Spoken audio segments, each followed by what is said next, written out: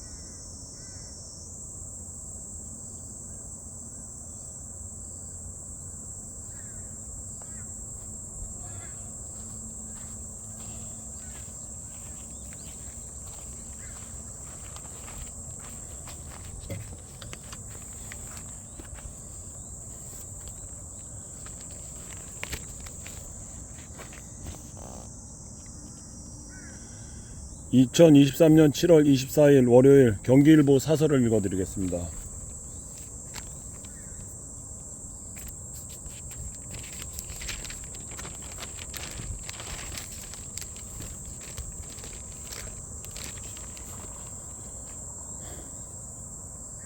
교권 보호 없으면 교육의 미래 없다.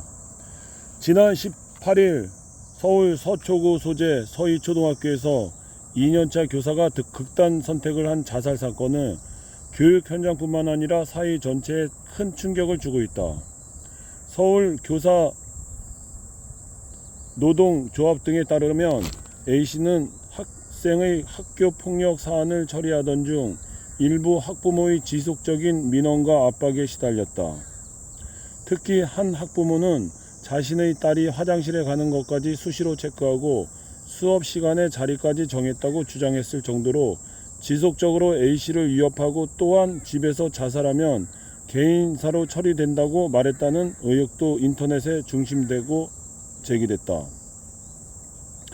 최근 학생 간 갈등으로 학부모로부터 교사들이 받고 있는 교권 침해 실태는 이미 잘 알려진 사실이다. 더욱 심한 것은 교내에서 학생들로부터 교사가 폭행을 당하는 사례까지 발생했다.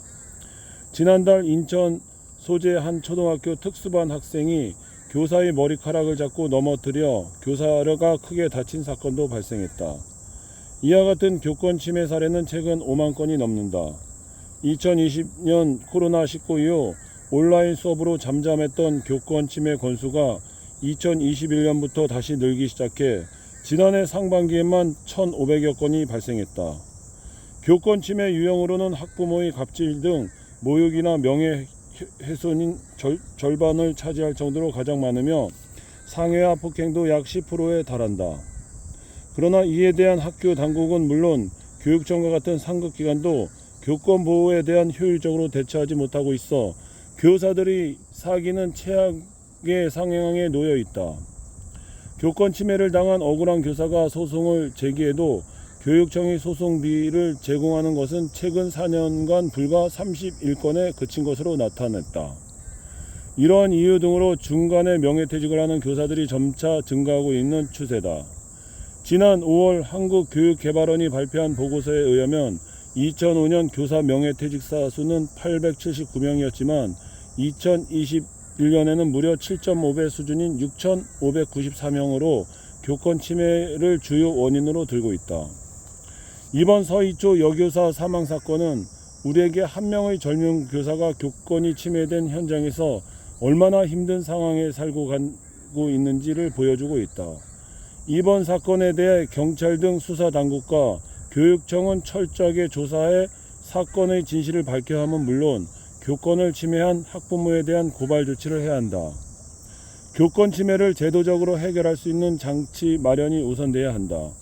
교권 위법을 개정, 학부모에 의한 교권 침해 처리 방향을 규정해야 한다. 이주호 교육부 장관은 21일 교육과의 현장 간담회에서 정당한 교육 활동이 위축되지 않도록 학생 인권 교육 조례를 등을 정비해야겠다는 약속을 이행해 교권 보호에 최선을 다해야 한다고 밝혔다. 가장 중요한 것은 학부모와 교사 간의 상호 존중과 신뢰를 바탕으로 한 소통과 협력을 이루는 사회적 분위기 조성이다.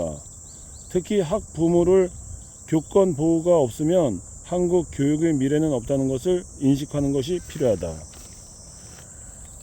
새로운 월요일 시작입니다. 오늘도 활기차고 행복한 하루 되십시오. 감사합니다.